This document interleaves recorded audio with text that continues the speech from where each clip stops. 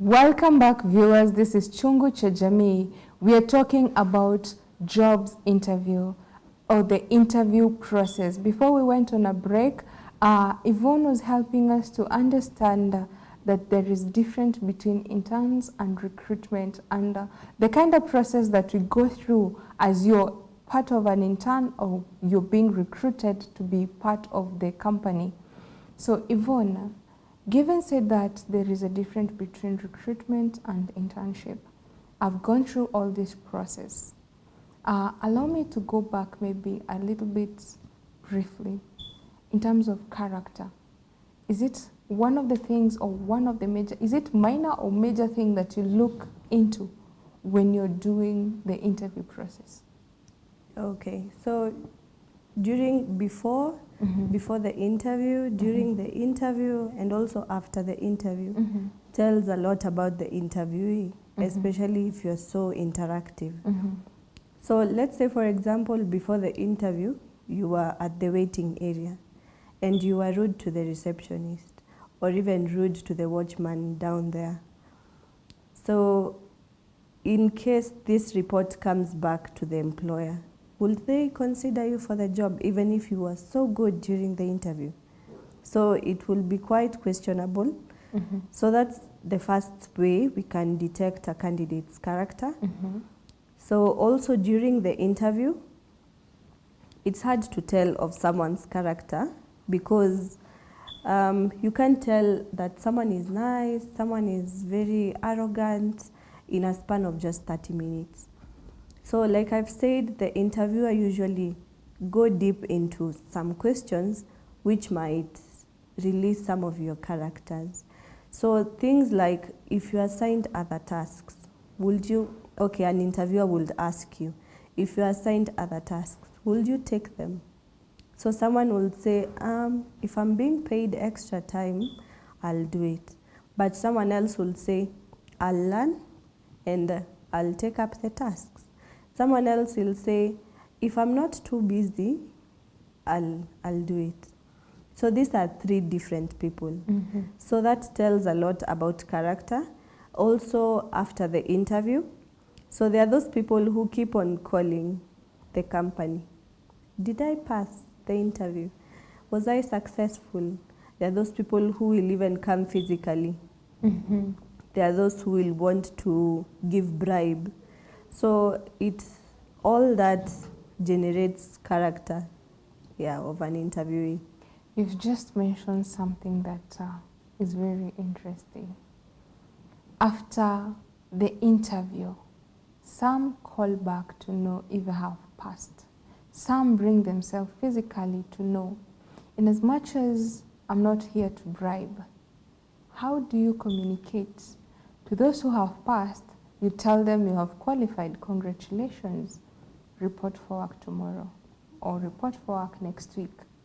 What about this other person who did not qualify? Do you communicate to them and tell them, we are sorry, you are not qualified, and try again next time?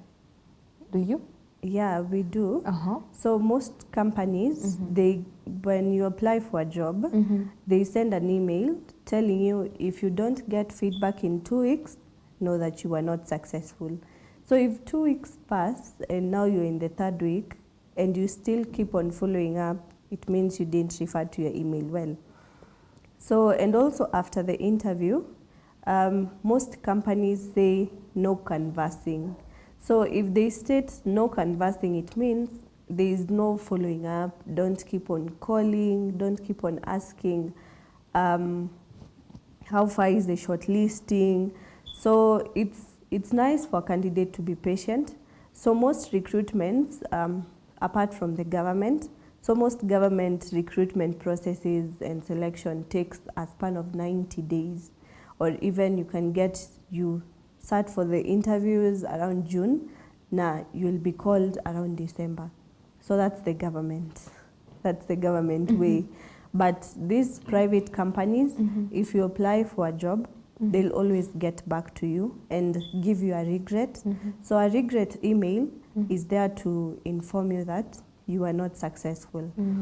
Then we have the congratulations email, which everyone expects, but it only gets to the successful ones, that you've succeeded for the job, and that is where you're given your terms of employment.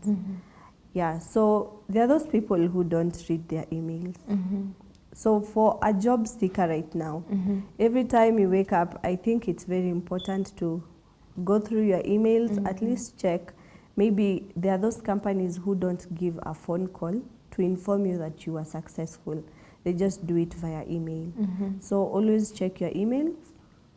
Yeah. You said something interesting, to make a point of looking through your email every morning. Yeah.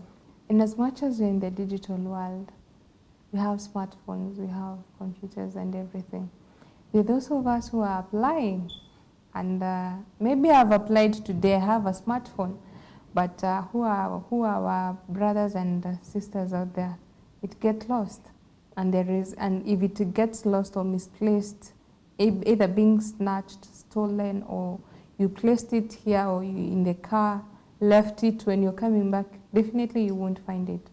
Then how else am I supposed maybe to know? Or maybe you've communicated, I've lost my phone today, and before maybe I replace it, takes time.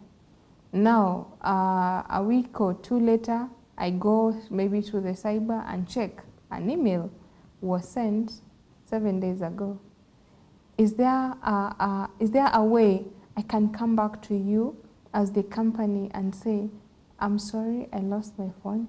I was not able to access the emails, but now that I have seen, is there still an open chance, or bygones be bygones? It was not yours, it was not yours. I'll say that's an unfortunate event. So most channels of communication right now, it's either phone call or email. So in case you lose your phone, you're not available for the interview, okay, you can be called for an interview and you see the notification maybe 3 days later. So there are those companies that recall people for interviews and reschedule them. Those are maybe the nice ones. Maybe they are having a large number of people who applied for the job and they have different days they schedule for interviews. But if it is a congratulatory message that you passed the interview and you are not available, you are given around 2 weeks, at least if you are working somewhere, to give a notice, or even a month, so that you can settle. They can do the onboarding process for you to be settled in the company. So if 2 weeks elapse, they can't get rid of you, or if it was an immediate recruitment, like they need someone to fill up the position, you might end up losing the position they give to someone else. Because if you're not available, watafanya nini? No, when I'm saying not available, you're talking about email. Yeah. If you've sent me an email, how sure are you that I've received the email? You're not sure if I still have the phone. Do you do the follow-ups on phones? When you're talking about these companies saying that there are some who do follow-ups on call, what if they don't do follow-ups on call? Who is to blame here? Is it me, or is it the company, or both of us? Okay. So these days when you're called for an interview, they tell you to confirm your attendance through replying an email. So if you don't reply, that is when we will make a phone call and ask you, we were successful, we sent you an email, kindly confirm your attendance. Yeah. Okay. Now I understand Now it, because I was like, if they don't have a phone, then how else? Yeah. Thank you for bringing, for helping us to understand that. Another question I'd like to ask: when you're going for an interview, how am I supposed to dress? I love dressing in casual. I love dressing in suits. Are there some specific jobs for dressing casual? Are there some specific jobs for dressing official? Or what makes you, or what do you look for one to now come to the listing of dress code? Because even you as an interviewee, you say you represent yourself. Like when you started, you say, if you're a lady, you go groom yourself. If you're a man, go groom yourself. So grooming is not only of the hair, but also of how you look, because I might come neatly, arranged my hair, my nails are done, but I'm wearing ragged.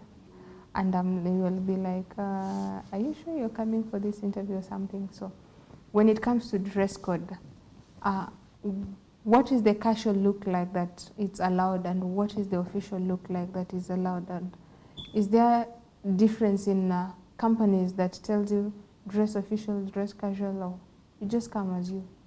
Okay. So it also depends with the kind of job that you're being interviewed for. So most jobs, for example, you're being hired like a sales representative or a supermarket attendant, or even some of the jobs that require every day you're in casual. So make sure you're in casual official wear. So that is something maybe khaki, something that is composed, you get. Yeah, so when being interviewed for official jobs, so we recommend most of the times for men to be in black suits. So if not black, navy blue. So black and navy blue, they are seen as official clothes, like an official color for dressing. So meaning if I come with white, if I come in red, I'm not official?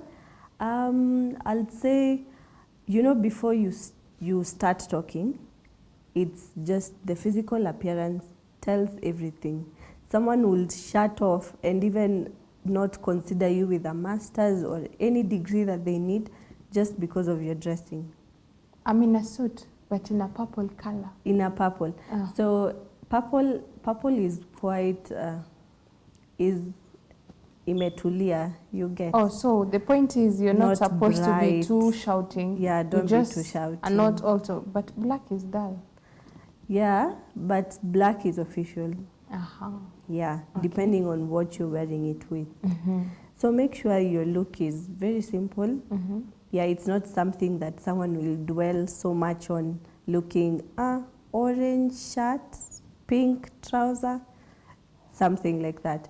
So black and white is just something which is not something you will so much look, what is this person wearing?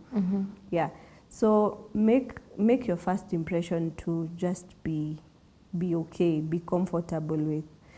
Yeah, so and also don't dress something you will be too uncomfortable, that every time you want to fix yourself.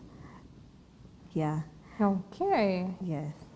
Now that I have dressed, now that I have applied and I have come in and you've asked me all this set of questions, now I'm being part of the company. What are the kind of attitudes? Do you look also for attitudes when, at what time do you look for attitudes like this person? We have this tendency of looking someone and you've not even talked to them and you're like, I didn't like the attitude. How do you draw a line between attitude and the personality of a person? Maybe I have no bad intentions. I'm just maybe not in a not so good mood, or it's just me, it's my character, but you like, I didn't like your attitude. How do you gauge attitude for you to underline and say, this is not a good attitude? This one is a no. For you to disqualify me up there, even you've not talked to me, but you've already disqualified me. Okay. So we have those people who are overconfident. They want even to talk before you talk. They're just overconfident. You know those people. Yeah, they see that no one else is better than them in the list of interviewees. Yeah, so such people, they'll tend to talk so much about their qualifications, their achievements. They'll say they are from China, they went to where, Paris, everywhere. But you've asked before someone talks, how you will tell their attitude. So I think that will be judgmental, because some people are just like that. It's their personality. Yeah, we have people who look, this one, if they start talking, they will be so rude. But you end up finding they're very nice people. Yeah, true. Yeah. So when they talk, how do you now say this attitude is good, this attitude is bad? So when they talk, it's in terms of the questions that you ask them.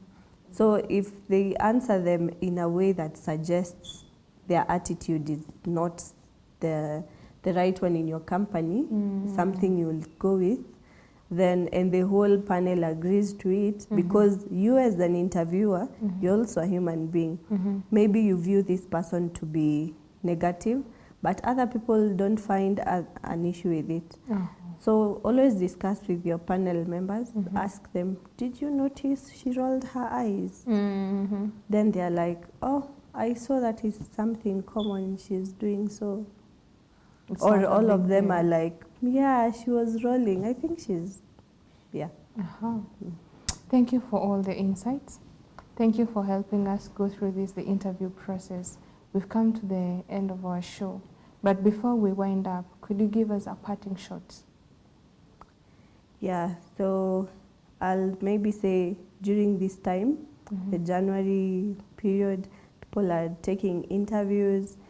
So I'll wish for fresh graduates, those who are unemployed, to apply for as many jobs as they can and not to choose jobs. Yeah, not to choose jobs. They say this is not what I've studied. To just apply for jobs. You never know. You can land in an interview and end up being the successful candidate they are looking for. Yeah. Thank you so much, Yvonne, for coming. Yeah. Thank you for honoring our call and the great insight that you've led through this show. Viewers, we've come to the end of the show. I hope you've learned as much as I have of the do's and don'ts of knowing what to expect, what not to expect, what to research, what not to research about the company that you're applying for. And as Yvonne has told us right now as the parting shot, that you can apply as many positions or to as many companies as a fresh graduate and be open to learn new things, not just to be stagnant to one position saying that I didn't learn this so I can't apply it. So apply as many jobs as possible. When you get the chance, run by it and do it to your best potential. You never know, it will be a turning point, as Yvonne has told us. We've come to the end. Let's continue this conversation across all our social media networks. That's GBS TV Africa. Our SMS line is 21144. I was your host, Eunice Mugo. See you next time. Goodbye.